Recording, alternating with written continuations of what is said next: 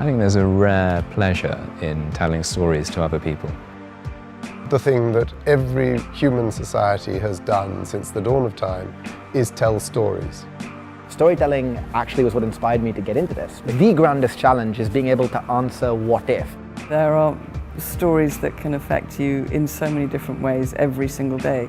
The question of what role should creativity play in social policy and thinking about the problems of our current and our future society, I think they're inseparable.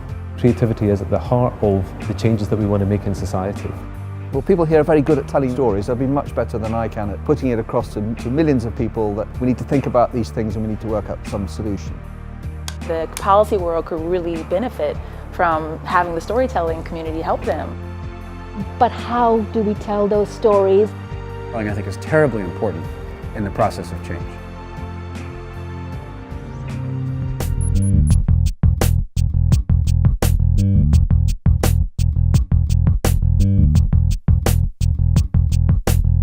We're at Warner Brothers Studios and we're putting on a 2-day event that brings together leading technologists, policymakers and officials alongside the creative industries, so people from film, games, music and authors, to discuss some of the most pressing issues of the near future. Well, this event is something we've never done before at Wilton Park. We're used to having policy events and looking at current and future trends, but this takes more of an imaginative leap. It's still policy focused, but it's at the fringes of exploring where technology, creativity and policy intersect. It's one of the first places where lots of people with a fascination, not simply with technologies like VR, but with the whole concept of artificial reality can kind of get together. The whole event starts with the participants arriving on the New York outdoor set, and they take part in a live, immersive theatrical experience. I think there's a certain mischievous joy to talking about simulation and simulacrum in a movie set, where everything may appear real, but it's fake. And we're right now inside a seemingly seedy alley that is located in one of the most expensive real estate in all of the world. I think you're always looking for things to stimulate conversation, stimulate thinking. This is why we're not doing this by email. Exciting things happen when you bring together totally random people and throw them together as though they're in the Large Hadron Collider.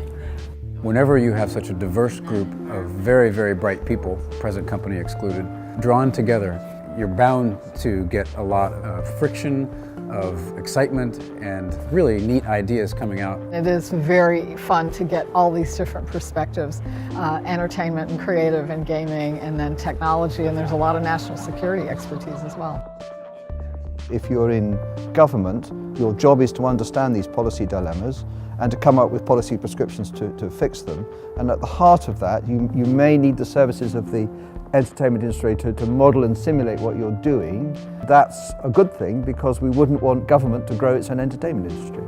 Having been a policymaker, I really can't think of an area of policy that wouldn't be better if it didn't have a creative person or someone different in the room.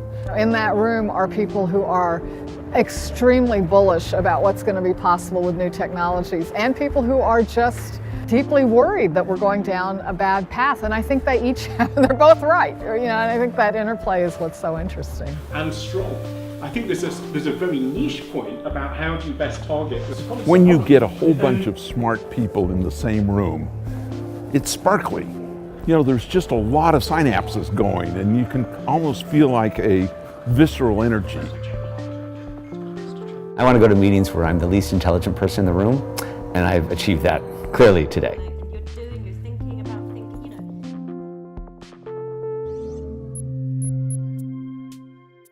As much as I was concerned with finding a way to monetize this dystopian future, Herman very quickly was imagining really the impact of it. Well, thank you so much, everybody, for coming here. I mean, I don't know what we had to lie, cheat, and steal to get this incredible group of people to come here. That really is fantastic for some. I gave a talk that actually was, had a fair bit of astrophysics in there. You know gravity is strong. you hope you're not near it. And I think that's outside of most people's everyday experience. I'm giving a brief talk about using frivolity and playfulness to talk about serious ideas. All of you have proven your chops, academically, militarily, whatever. Well done.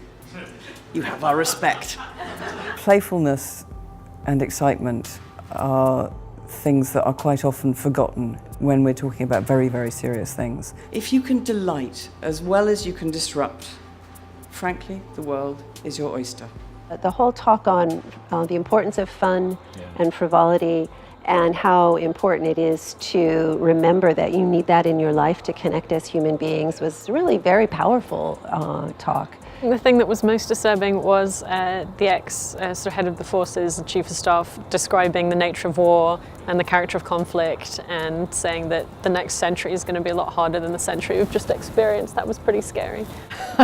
I was speaking about the technologies out beyond virtual reality and big data, the things that are happening today, looking a little bit beyond that at some of the things that are going to transform how humans and technology connect. Technology is moving ahead so fast in so many areas. It's very hard for anyone to predict how the interaction of these technologies as they develop will affect each other and create unintended consequences. What's possible versus what's desirable is probably the biggest question of our age. And I think we've got to be very careful about what we're sleepwalking into as opposed to what the kind of world we want to build. We mustn't be frightened of scientific progress and technology as a starting point. We have to see that if we can create the framework for science and progress to advance humanity and advance society, that's a good thing. I'm most excited by the prospect of having a multitude of serendipitous conversations. Having people unexpectedly sit next to someone they would never usually encounter in their daily life and go, wow, we could do something together. In fact, I think many of the things that you talk about, myth building, came around answering that question, where did we come from? Yeah. You know, so. That's where science and storytelling really do cross. It's like it's always been that desire to know more, desire for the unknown, and people's wonder. And not everybody has it, but there's always been some people who have taken that forward. Right. I think we will stay in touch, and I think that's great. And I found other people, and I hope you have too, where we're going to stay in touch. But the fact that I've met people like you, where we can potentially do stuff together is amazing. I mean, I have to say, you get an invitation to come to Parliament, you know, hello, where do I sign up? Oh, consider yourself invited. I'm there, I'm done. God save the Queen. I just think a successful event would be even two of the participants going away with a new idea to work together on. I want to know what's next. I want to know what the narrative is. Done a lot of exchanging of details already. I'm particularly excited to have met actually kind of a hero of mine. I've met several heroes of mine here. Networking has been really, really amazing. It's a group of people that in my normal day-to-day life I'd never interact with. We've been here 3 hours and I've got like 8 numbers already. So, you know, I think that's a great event. What is the Near Futures Working Group? It is a group that is attempting to form a continuous, ongoing dialogue between technologists, storytellers, policymakers, politicians, perhaps economics, and try and create a forum for them to talk about the problems we're facing and the roles that each of these individual disciplines can play in forming a more comprehensive future. What a 2 days. It was beyond the wildest aspirations for Wilton Park and the wildest aspirations for Improbable. The common comments have been, there is too much, my mind is racing, we must do some more things together. If the forum is a success, it should result in projects and collaborations. For us, really, that's what we want to see people do, and I think what will most create a positive change. What we're bringing together in terms of diplomacy and in terms of storytelling is going to be a gift to future generations. I hope so.